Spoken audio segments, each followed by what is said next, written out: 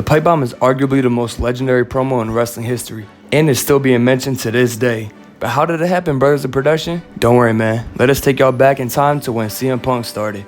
On June 24, 2006, Punk would debut in ECW at a house show defeating Stevie Richards. Punk would even go on to have a 6-month undefeated streak that was snapped by Hardcore Holly of all people. But if you didn't know, I hate Hardcore Holly. But Punk would even participate in the WrestleMania 23 ladder match where he would go on to lose. In September 2007, Punk would defeat John Morrison in the last chance title match to win the ECW title. On January 22, 2008, Punk would lose the ECW title to Chavo Guerrero in a no DQ match after Edge would spear him and cost him the title. On March 30, 2008, Punk would end up winning the Money in the Bank ladder match at WrestleMania 25. So during this point, honestly, Punk was putting in work, but you can't even say that the company was treating him badly, because he would be put in the Money in the Bank ladder match, he would win the Money in the Bank, he had a 6-month undefeated streak, and he won the ECW title and had it for 143 days. So yeah, so far so good, but let's get back to the story. On June 23rd, Punk would be drafted to Raw during the 08 Raw draft. The next week on Raw, Punk would cash in his Money in the Bank on Edge after Batista beat him down. But Punk would win the title and also defend it the same night against JBL. But now, here's where the fuckery comes in. Punk would hold the title for 69 days, where at Unforgiven he would be attacked by Legacy, where Randy would hit Punk with the Punk Kick, which would take him out of the championship scramble match and make him forfeit the title. But what y'all know about the Punk Kick, man? That move was so devastating, that shit could take out anybody. But we definitely gonna make a video on that. But Punk received a rematch for the title in the steel cage match against Jericho, but lost. On October 27th on Raw, Punk and Kofi Kingston would win the tag team titles against Legacy, which was Cody Rhodes and Ted DiBiase. Punk would then win the IC title against William Regal on the January 19th episode of Raw. With this win, Punk would become a Triple Crown champion.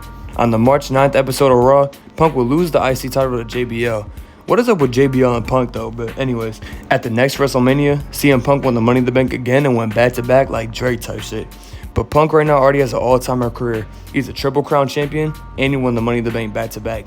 But in April during the 2009 draft, Punk will be drafted to SmackDown. At Extreme Rules 2009, Punk will cash in his Money in the Bank on Jeff Hardy for the World Heavyweight Championship.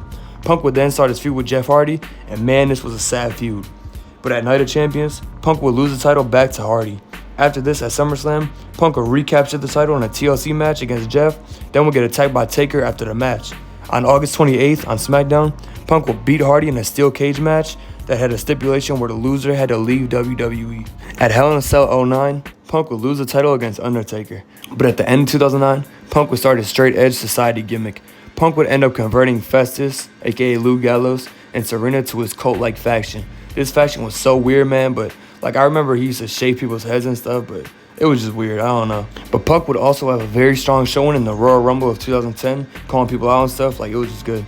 But after this, Punk would basically just feud with Ray and would be stuck in the shuffle of that boring SmackDown era. But in October of 2010, Punk would be traded back to Raw. Punk would end up suffering a hip injury, which would end up putting him on commentary, which gave us so many great moments. Like, he spilled my diet soda. He spilled my diet soda. That was hilarious, I'm not gonna lie. But at the end of 2010, Punk would leave commentary and hit John Cena with a chair. Punk definitely got his get back on Cena for spilling his soda though. But Punk would then reveal that he joined the Nexus and he was the new leader. But Punk would then make the members of Nexus prove that they were worthy by whipping them and stuff like that.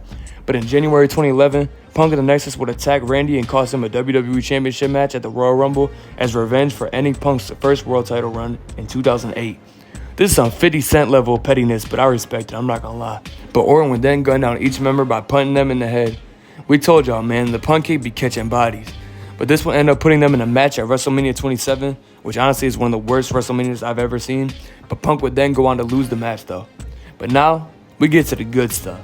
On June 27th, 2011, CM Punk would cost Cena in a tables match against R-Truth, and then he would simply sit down, make himself comfortable, crisscross applesauce with a Stone Cold shirt on, and proceed to cut the coldest promo of all time.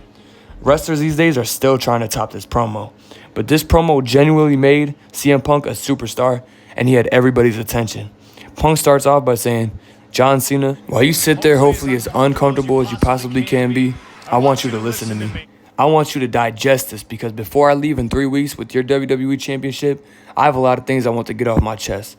Punk would then go on by saying, "I don't hate you, John. I don't even dislike you. I do like you. I like you a hell of a lot more than I like most people in the back. But Punk then says he hates the idea that Cena's the best, and Punk says that he's the best.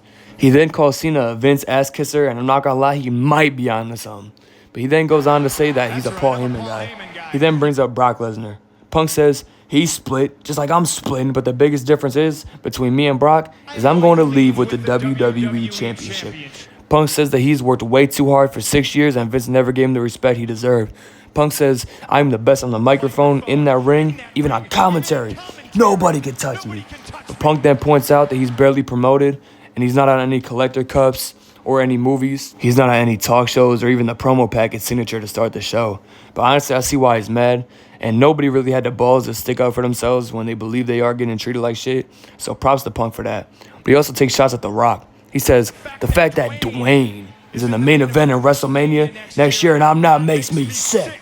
But the great thing about this promo is that he sounds so genuine, and you could tell he means everything that he says. We'll probably never know if this was fully scripted or not, but you could tell that he spit this shit from the heart, and it was something that he wanted to say. Like, I can't see any of this just being printed out on a paper and saying it this well, or just like them giving it to someone else like Sheamus. Like, it wouldn't have worked. Like, in my opinion, this is a straight freestyle, just spitting from the heart.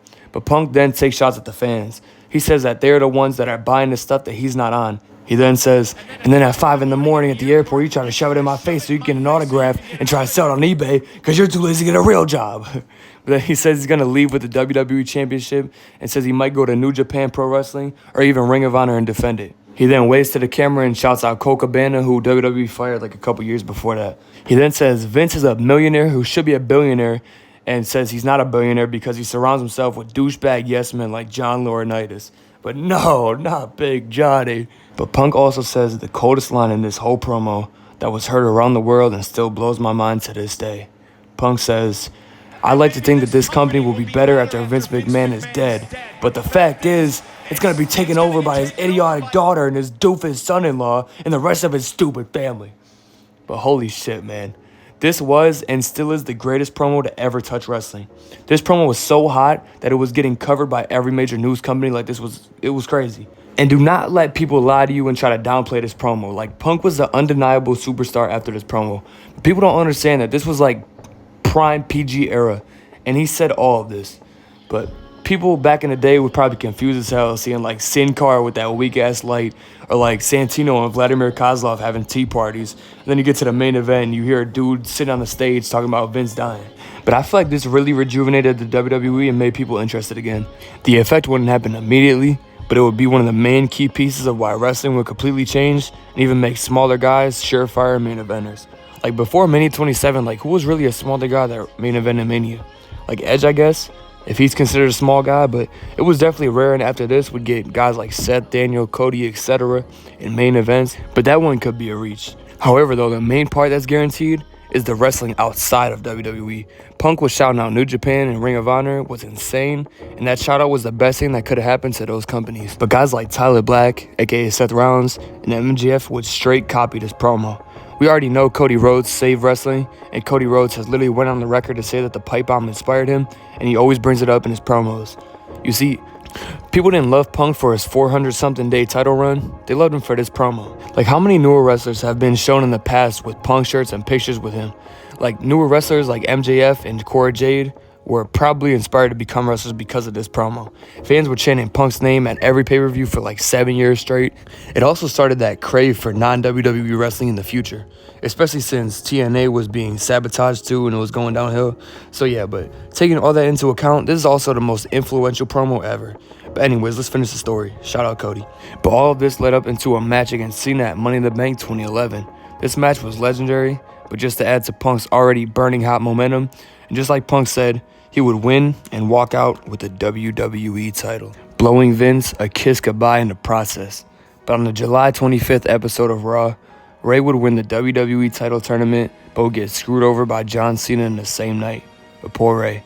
But anyways, Punk would return to WWE with the WWE title in hand, and the two would end the show in a stare down with both titles. Triple H would then put the two in a match at SummerSlam to crown the real champion, and Triple H would make himself the ref. At SummerSlam, Punk will beat Cena, but then will get attacked by Kevin Nash, and then cashed in on by Alberto Del Rio. But what y'all know about Del Rio, man? But Punk would then lose against Triple H at Night of Champions, lose against Del Rio at Hell in a Cell, and at Vengeance against Truth and The Miz. What were they thinking, bro? That's bad. But at Survivor Series 2011, Punk would then regain the WWE Championship. This is where Punk started his long WWE title run. He would get into a feud with Jericho that was really weird, but Punk would go down and beat him. Punk would then end up getting himself in a weird love triangle with AJ Lee and Daniel Bryan. At Money in the Bank 2012, Punk would beat Bryan with AJ as the ref. I have to go back to this feud because it looks hella interesting, but on July 23rd, at Raw 1000, Punk would face Cena for the title since Cena called his shot with the Money in the Bank, like how RVD did it with him back in the day with One Night Stand. But Big Show would then interfere and ruin the match. The Rock would then come out and attack Big Show, and early in the show, The Rock announced that he would fight for the WWE title at the 2013 Rumble. But Punk would then close on The Rock, turning heel in the process. Punk would then defend against the Big Show and Cena at SummerSlam and end up retaining. Punk would then defeat Cena at Night of Champions, and Punk would go on to face the Ryback at Hell in a Cell, where Brad Maddox would screw Ryback and get Punk the win. But at Survivor Series 2012, Punk would defend against Ryback and Cena, but would retain due to the Shield's debut and interference. At the Royal Rumble 2013, CM Punk would go on to beat The Rock after the lights went out and Rock got attacked. Until they restarted the match, and The Rock would defeat Punk and end his historic title run. It was historic numbers-wise, but like the actual run was it was decent, I guess. But on the February 25th episode of Raw, Punk would face Cena for the #1 contendership for the WWE title, but lost in a classic match. This is probably the best Raw match in history. Like, he even pulled out a pile driver. Cena pulled out a Hurricane Rana. They were going all out for this match. You could tell it meant a lot, too. But Punk would then start his feud with Taker at Mania 29 and end up losing. Paul Heyman would end up turning on Punk at Money in the Bank, which would lead to Brock vs. Punk at SummerSlam. Punk would lose again. But at Royal Rumble 2014, Punk would suffer an injury, and this would be the last time we saw Punk in wrestling for a very, very long time. But Punk walked out and then got fired on his wedding day. At Royal Rumble events, fans would chant CM Punk. Random Raw crowds, fans would chant CM Punk, but nothing ever happened. There would be many rumors about his returns, but it just didn't happen.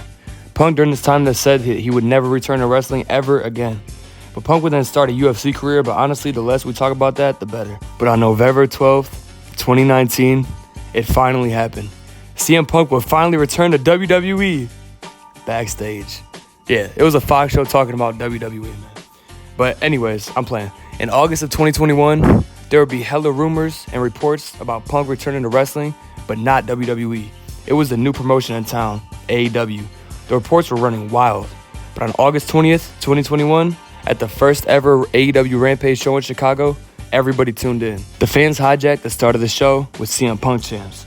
But we would wait patiently. The fans were screaming, people at home were screaming. CM Punk, after 7 years, would finally make his return to wrestling in another legendary moment. The greatest wrestling return ever, in my opinion. But fans have been waiting for this return for so long, and this all goes back to the Pipebomb. He literally created most of the wrestling marks. It's what I call wrestling puberty. Like, he kickstarted the Mark's love for non-WWE wrestling. But anyways, the AEW run would be really good in the beginning, but really went bad in the end. He would have really good matches in the beginning with the likes of Darby Allin, Jon Moxley, and MJF. However, though, everything would change at All Out 2022. At the All Out Media Scrum, Punk would call out the Young Bucks, Kenny Omega, Hangman, Colt Cabana, and journalists, and said Hangman went off script and went into business for himself. They would end up getting into a fight, and they all got suspended from AEW. Like, I don't know why, but I could just picture the fight in my head. Like, the Elite come out with, like, Mortal Kombat outfits and, like, crazy headbands and shit. They knock on Punk's door like, "Hey, Punk, what's that about, man?" I can see Punk with Ace Steel and his dog and shit, like, just preparing to fight. Like, "Come on, Brad." Like, I don't know, bro. But anyways, after all this drama, Punk would return months later on a different show named Collision. But at All In 2023, Punk would beat Samoa Joe in a match for the AEW title that Punk claims he never lost. But that's not where the drama ends, though. Punk would be involved in a backstage fight with Jungle Boy. But this was Tony's last straw. Tony said that his life and his safety was in danger at the show. Bro, he's acting like Punk put out a Glock or something. I'm crying. But Tony had no other options, though, and he had to fire Punk. And honestly, I don't care what anybody says, it was kind of a good choice. He kind of had to. But on the bright side, for Punk, it wasn't over.